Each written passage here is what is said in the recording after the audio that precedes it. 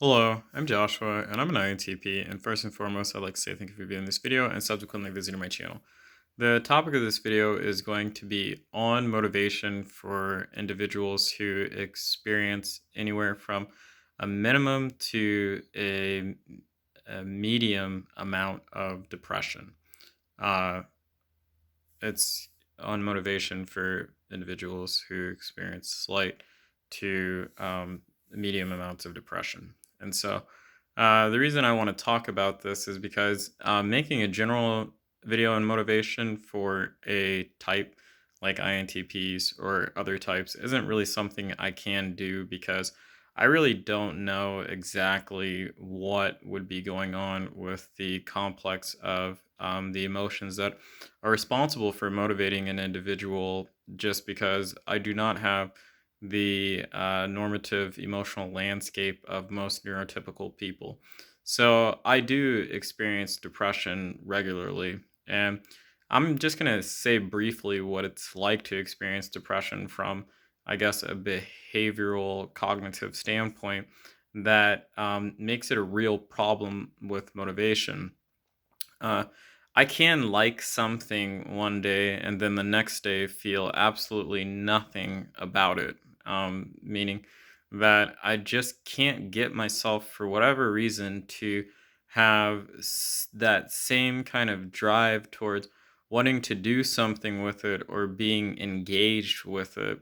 And for a long time, what this made me think whenever I was trying to figure out what it is I should do with myself is that I'm really not passionate about anything. I don't really like anything. There's nothing in the world that really can satisfy me, and anything that I do like in one moment, I'm just going to violently change and not like in the next moment. I cannot keep a day-to-day stream of motivation seemingly for anything. And I really did not know that.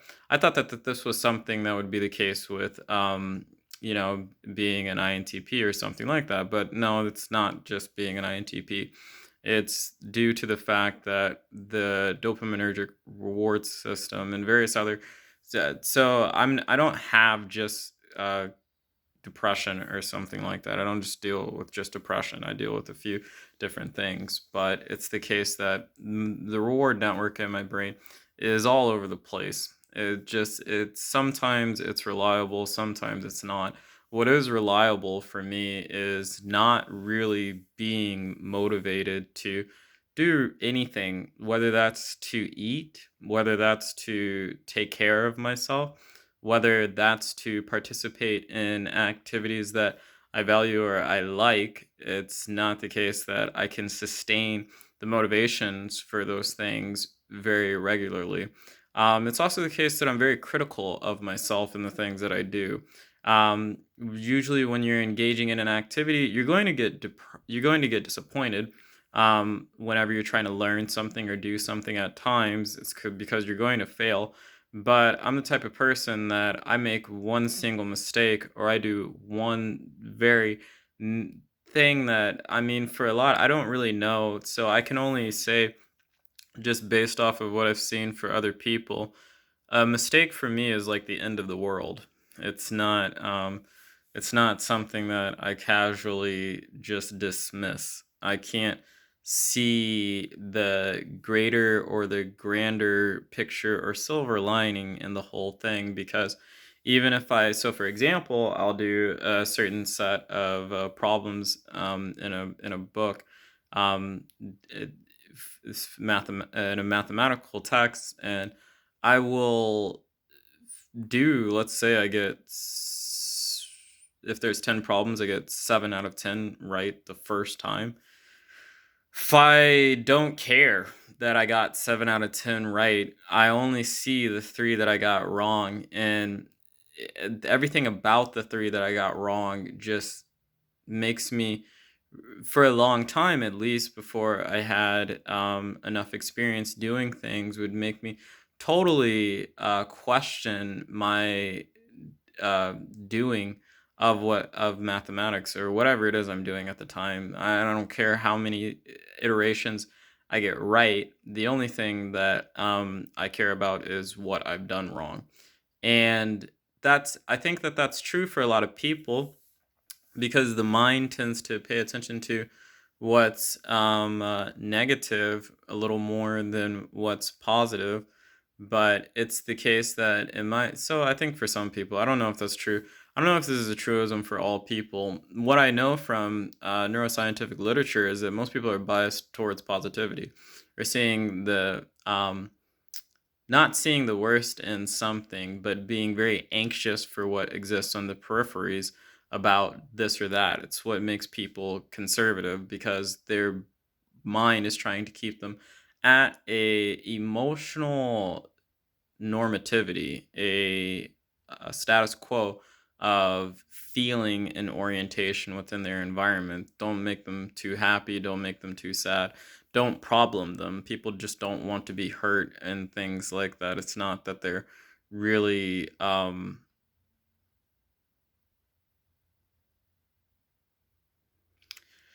they're not too worried or too bothered about any particular thing, unless there is an immediate gross concern for something. So what I mean by that is that you can that most people work in a threshold sort of way. It's not like a instant to instant sort of way. It's enough things have to happen, and they have to see enough things over a certain period of time in order for them to start feeling like for their brain to start feeling like they need to be in a state of panic and distress, unless there is an absolute alarm out in the environment. But the alarmism that happens in me happens at a much lower level of activation. So the threshold for activation for alarmism, which expresses itself in self-criticism, is really, really low. So it's actually hard for me to do things. It's really, really hard for me to do things, because nobody likes my mistakes. Nobody dislikes my mistakes more than I dislike my mistakes. I dislike my mistakes more than any person ever will or can or could imagine. It's why, to some extent, that I am actually good at things, because, I can make it seem like I don't need teachers and instructors and things like that for various tasks, because what they provide is a certain sort of network of critical feedback. I actually don't need the external world for networks of critical feedback. Even when it comes to my videos, whenever I make a mistake in them, I actually know before people watching it know if there is one in there. And so um, I'm not, if I can be aware of it. So I'm not saying I'm perfect at that, but it's just, I'm always on the edge when it comes to whatever I'm doing.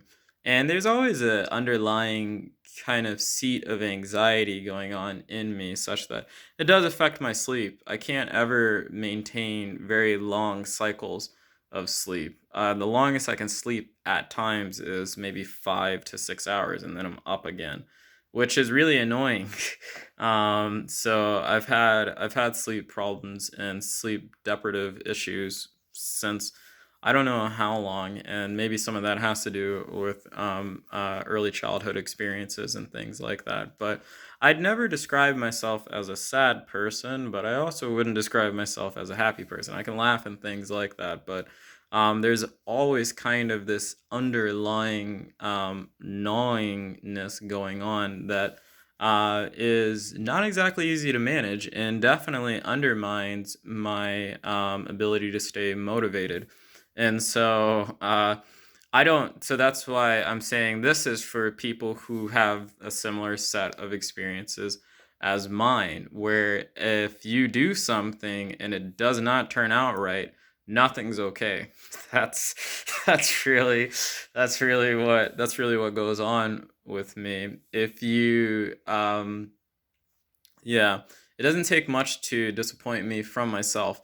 Maybe not the world, because I can always rationalize things and think about them from an analytic sort of standpoint. But what depression does from a metaphorical standpoint is dampen your will to be, if you want, if I can use that expression.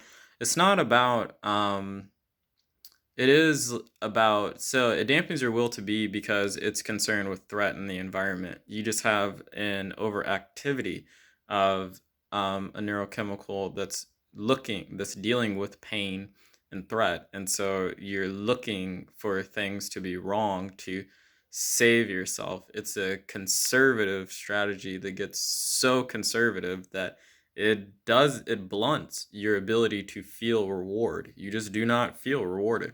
And so when people have their little,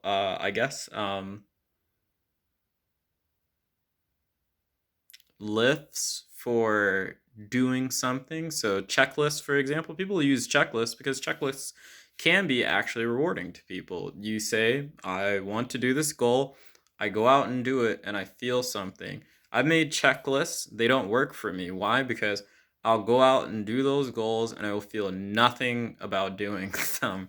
And it's not because I don't care, and it's not because I don't value them, and it's not because in the long term I won't really appreciate having done those things whenever I'm under a different state of cognitive, climate.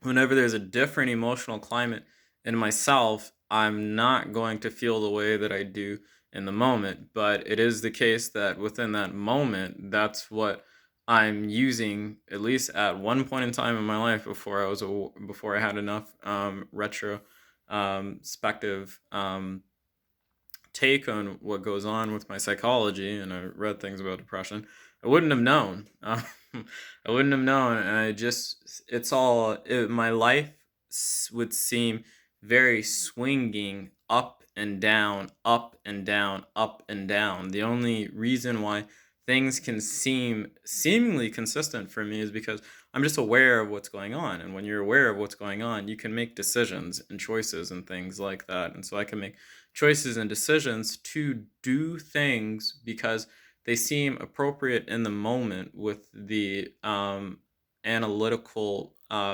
with an analytical perspective bent on the future. That's why I can do it. And that's true for how you deal with any emotion per se, to a certain degree that seems consequential, in the immediacy. But uh, I I definitely know that from my own vantage point that the same sort of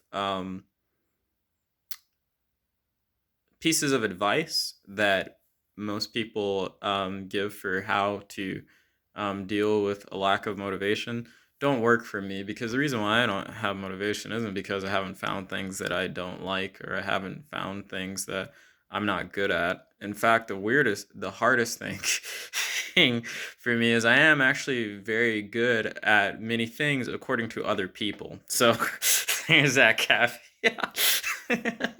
I laugh, but there is that caveat. I'm actually good at very, very many things according to other people, but to myself, not really. And to my emotional landscape, not really. Even if I do something, it's why I have to share certain things with my girlfriend and ask for her input and things like that. Not because she's biased and she's going to tell me something positive, because that's what I need to hear. Because honestly, that doesn't work either. So why compliments and things like that kind of fall deaf on me.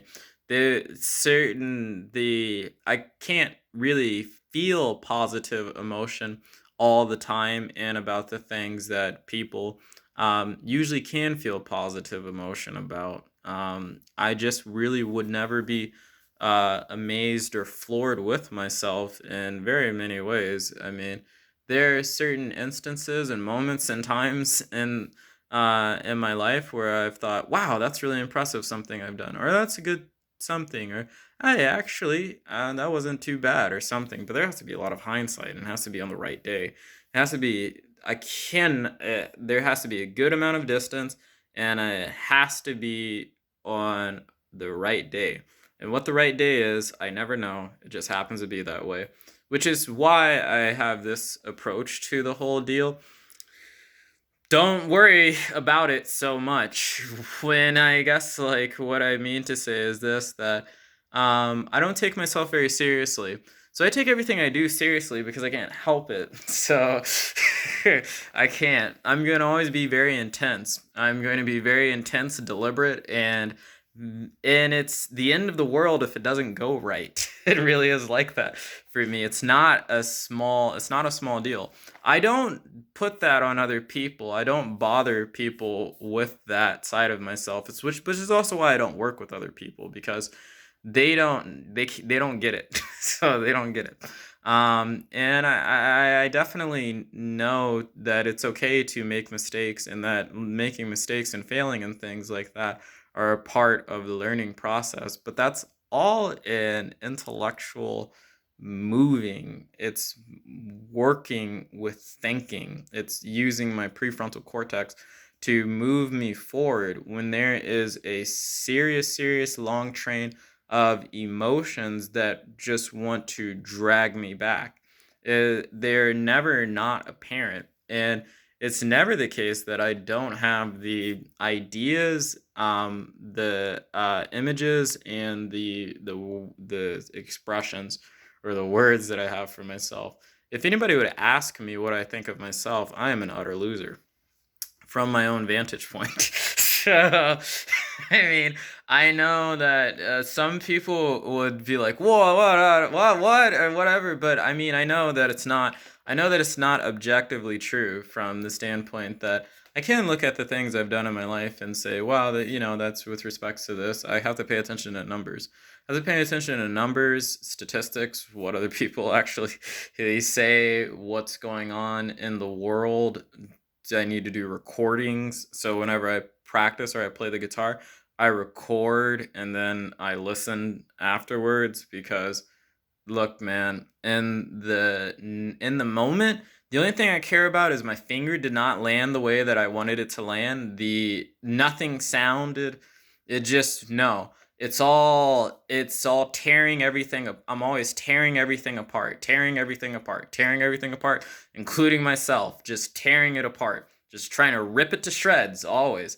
And so it's not exactly, but I know intellectually, I know what I want to be doing and I know what I value. So I persist. I persist in spite of it. But that's also why it's the case, though, that it's off and on. It can be off and on. I have way more regularity to what I do with myself in my life these days, but always up and down, up and down, up and down, up and down for me. And that's because, well, if you had as much negative emotion going on in your mind as I do anytime I'm doing something, you probably wouldn't want to do those things either. Or you think that there's something wrong with what you're doing. I mean, there are things wrong with what I do and things like that, but the degree to which I guess my fantasy starts spiraling into a certain nebula of negativity, that's not reason. It's none of it's reasonable, but I can't actually control it. So that's one thing I've learned. I can't actually control it. So I can influence it by by making my life more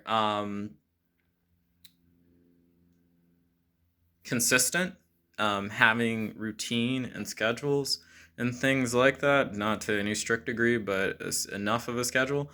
I can do it like that, but it's still out of my control. Which is why first I just have this mindset of don't take yourself too seriously. I mean, I'm always going to take myself very seriously, which I know sounds very strange to say. I'm always going to take what I'm doing or how I'm viewing or what's going on, the eyes. I don't really care about the eyes of others on me. I care about the eyes of me on myself. It's really horrible. But it's the case that I know, even though that's what's going on, that's just what's going on. It's my climate, it's my arena, it's just the way I live, it's just who I am. I'm not going to really be able to do anything about it. And whenever you accept what's going on, it's actually easier to cope with it. I'm not really sure why. So, from my own personal standpoint, I can say that I know to do other things. There's not a finality to it. So, because it is rather random and very capricious, and there's just so much um, fickleness in the nature and the regularity of these things that I just, well, yep, there it is. Now it's gone. Move on, sort of deal. It's where I don't take myself very seriously unless there's reason to. So within the external environment, if there are things that manifest themselves externally that I can reason out that, okay, I need to pay attention to these sorts of these ideas and these thoughts and so on and so forth. So for example, if I'm having problems in my life, then I started paying attention to my critical nature a lot more and what's going on with my self-criticism, because maybe within that fodder of criticism, there is some kernels of information that will be enormously useful to my trying to figure out what am I doing wrong and how can I rectify it. So that's the first thing. The next thing is that I have safety nets, and what I mean is that I know what I want to do generally, even if I don't know what I want to do. So I guess that's how I'd put it. I just pick things I know I like. So I don't necessarily worry about whether or not they're going to, I guess, be useful. So that's not something I do unless I care about practicality and utility in something like that. I mean, I'm not saying that, people should do that. I'm just using myself as an illustration. You know what it is you care about in most normative spaces or at various instances. It's about really what I notice with myself and on most occasions. Me, principally, what I care about most is personal freedom, my autonomy, or my freedom to exercise my thinking and expressions more so than anything else. And so whenever I choose what I'm going to do with myself, even when I don't feel like doing anything, I do those things unless there are just pressing issues that I cannot get away from that I have to take care of. I automate everything that I possibly can automate. I don't deal with anything directly that I don't have to deal with. I get rid of most what I think are banal things to deal with, and I say no to a lot of things, not from a standpoint of just being negative, but uh, I don't let other people's ideas of what I ought to do with myself really influence myself, um, unless it has direct application to what it is I'm ultimately trying to do. Because almost nobody knows what I'm trying to do. It's usually because I don't actually know completely what I'm trying to do. So unless I ask people for advice and things like that, it's not really going to be useful. And so that's a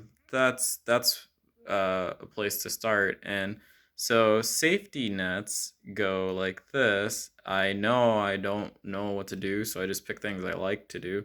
Um, not so I guess like there's a caveat to that. So what I mean by liking to do something is this, that it does have to be valuable to other people. So I'll give an example. If you know that you do not want to do your homework, but you spend most of your time doodling around in your classes and drawing and things like that, then practice drawing. Just take it very seriously.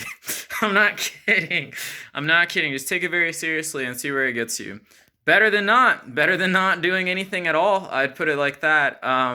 And, if there are things you like to read or things you like to study, I mean, there are people with the expression that whatever you procrastinate at doing, you should probably do. I don't know if that's the case because people procrastinate doing a number of things, but it's the case that if there is anything you do that's actually practically useful to some extent, it doesn't have to be to a large degree, then just spend time working on that thing, whenever you don't have to work and, other responsibilities and so on and so forth. This is for organizing yourself when you don't have institutions organizing you. When it comes to motivation, when it comes to schoolwork, I just do a little bit all the time. So that's the only thing that's the way that I can put it. When I have to do things I don't want to do, because that's usually where. So this is the issue with me. Motivation, having a lack of motivation is not just having a lack of motivation for what other people want me to do. Having a lack of motivation is having a lack of motivation for things even I want to do. And that's the thing that bothers me the most, that I know I want to do these things, I don't do them, or I don't want to do them. And so that's whenever I think of motivation, I think that that's the more pressing issue rather than what other people don't want. When it comes to other people, that's just, you have to space it out. For me, at least, I have to space it out and do it little by little by little by little. You have to actually pay attention to a deadline, and space things accordingly. So I have it where, say for example, I have an assignment due in 2 weeks, then 4 days out of the week up until its due date, I am going to work on it for 30 minutes one day, an hour another day, a space. There's always going to be a space in between because I don't actually like looking at this thing. So 30 minutes one day in between, an hour that day in between, hour that day in between, 30 minutes. Rinse and repeat. Usually that's enough. If it's not, you can tell. And so it's always a half full break in between kind of deal. Very few things are complicated, so complicated or involved that I have to break it. Sometimes it has to be 2 hours, an hour, and so on and so forth. But usually it doesn't with assignments. I mean, like, and that's just it's just blocking your time and putting spaces in between the days you do it, because that's actually better for retention, and it's also gives you an opportunity to think of ways to make the thing more efficient. So figure out how what you're doing is getting on your nerves and how to avoid the things in between. And it also gives you time to put in things in between the days you're not doing the half or the full things that you actually like doing, so you don't want to kill yourself. And so that's how I deal with that. When it comes to the things I actually want to do, I just do a little bit when I don't want to do them. So say for example, it comes to practicing guitar. I do it every day. I try to do it every day. So I at least do it 4 days out of the week. 5 days most times, 6 days really great. 7 days out of the week is a rarity, but it happens occasionally. But because it's like that, whenever I don't really want to pick it up, I just pick it up and I will practice chords and transitions for 30 minutes, the minimum. 15 minutes if it's really, really, really, I can't make myself do things. Usually I say I'll do it only for 5 minutes, but once I sit down and I grab it and I start playing around and being serious and deliberate with my practice for 5 minutes, it usually extends to 30 minutes, because I do get into a certain routine where I have to work out the bugs and make things look the way and sound the way that I want them to. Taskmaster me in my mind. And so that's how I deal with it. If I can't really make myself do a lot, so if I can't do the full thing, I do as little as I possibly can. Getting up and doing it, or going towards it and doing at least 2% of the total effort or amount I do, which is usually going to come down to like 30% of what I totally do. That's not a bad deal, because so long as you can remain consistent doing that over a certain time frame, you will get results. And that's the thing. That's the thing that I pay attention to most. What are the actual outcomes that happen, rather than my emotions, because they're not ever going to be consistent in the sense that they are going to aid me in what I'm doing. Rarely do they. So that's why I don't pay attention to them or listen to them. Um, so yeah, that's how I deal with the lack of motivation towards doing things.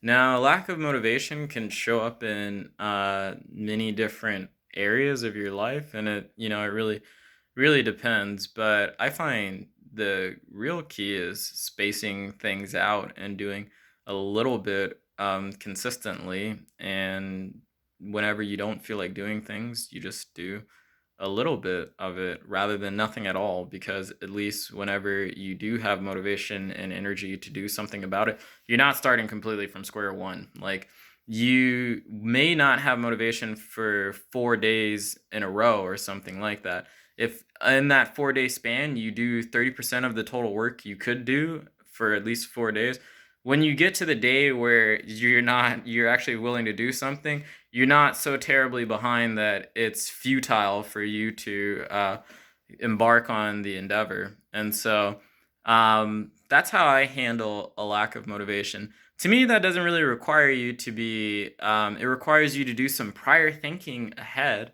So you have to know exactly whatever it is you want to do. You have to define your goals. So that's the truth. If anything, this requires you to define your goals. Once you've defined them, then it's really just about doing them, implementing things, and not being too hard on yourself or taking the fact that you don't feel like doing things too seriously, because if you're like me, you're always going to feel like that, so it doesn't really matter. You just do as much as you can, as consistently as you can, and usually that works out. So that's the most I can say on that, and that's my video, and thank you for watching.